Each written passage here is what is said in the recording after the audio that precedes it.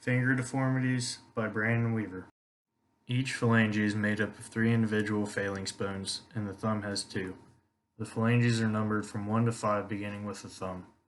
The knuckles are joints made up between the bones and are frequently injured. The joints named from proximal to distal are metacarpophalangeal joint, proximal interphalangeal joint, and distal interphalangeal joint. There are many different tendons in the hand and wrist. Beginning with the flexor tendons, there's the flexor digitorum profundus and flexor digitorum superficialis.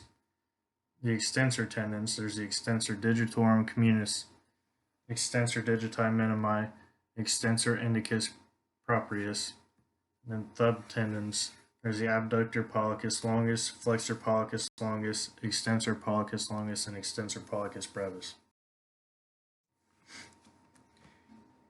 Each joint in the finger has 2 collateral ligaments, one ulnar and one radial.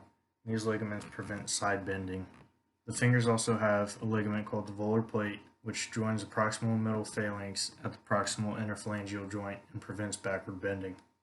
Pathology for Jersey finger. Pathology for Jersey finger is an avulsion of the flexor digitorum profundus tendon from the distal phalanx. There are 5 different types. Type 1 involves tendon retracting all the way into the palm. Type 2, the tendon retracts to the pip joint level. Type 3, large avulsion fracture limits retraction to the level of the dip joint. Type 4, bone fragment and avulsion of the tendon from the fracture fragment. Type 5, ruptured tendon with bone avulsion with bony communication of the remaining distal phalanx. Mechanism of injury is forced extension of a flexed finger.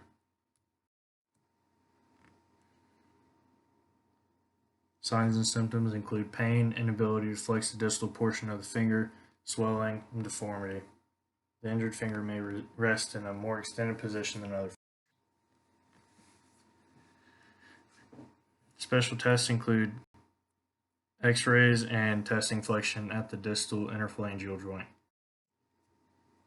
Predisposing factors include sports participation, activities that require frequent grasping, like rock climbing. Differential diagnosis includes sprains, fractures, dislocations, and arthritis.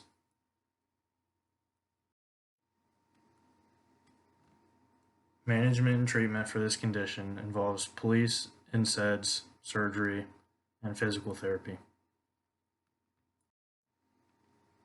Individuals should be placed in a finger splint like the one pictured below and referred to a physician.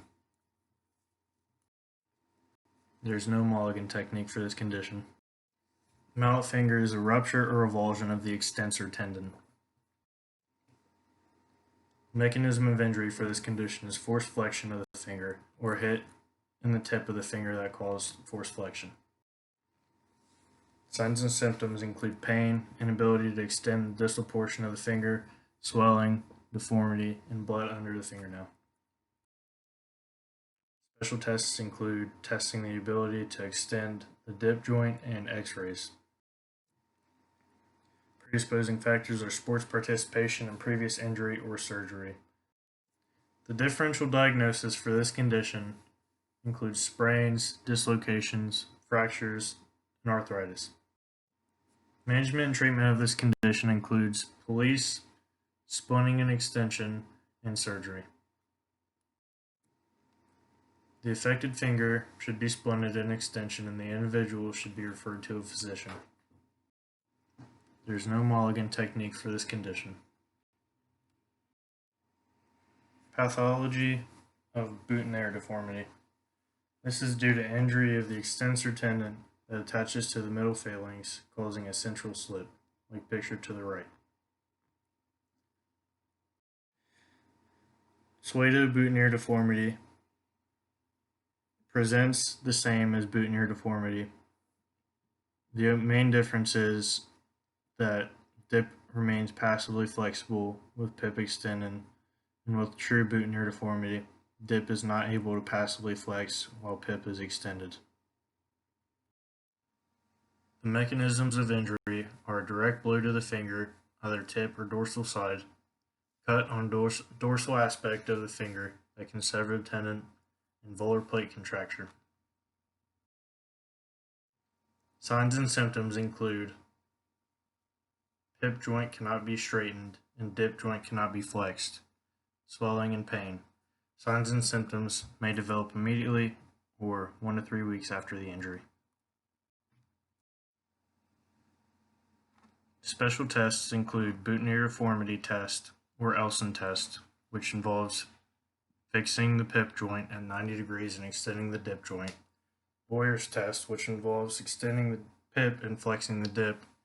And Bunnell-Littler test, which determines if restriction is caused by muscular tightness or if the cause is capsular.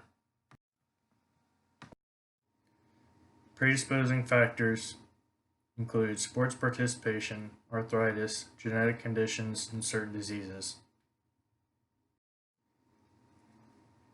Differential diagnosis includes sprains, phalangeal fractures, arthritis, mallet finger, and jersey finger. Management and treatment involves police, splinting, surgery, NSAIDs, and strengthening and stretching. This condition should be referred to a physician and a splint should be applied at the pip joint. There is no Mulligan technique for this condition. Pathology of the swan neck deformity involves hyperextension deformity and pip and flexion deformity and dip. Mechanism of injury may be a closed avulsion fracture, direct blow, trauma, tendon subluxation, possibly due to underlying condition like arthritis, nerve damage, and tightened hand muscles. Signs and symptoms include pip cannot be flexed and the dip cannot be extended, and pain with movement of injured fingers. Special test for this condition is volar plate stress test. During this test, the examiner attempts to hyperextend the finger at the pip joint. Predisposing factors are stroke, trauma, age, cerebral palsy, arthritis, or other underlying conditions. Differential diagnosis may be sprains, phalangeal fractures, arthritis, mallet finger, jersey finger, or dislocations.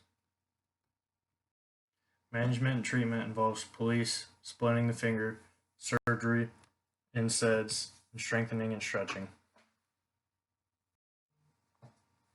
The individual should be placed in a double ring splint, like pictured below, and referred to a physician. There is no Mulligan technique for this condition. Peacock.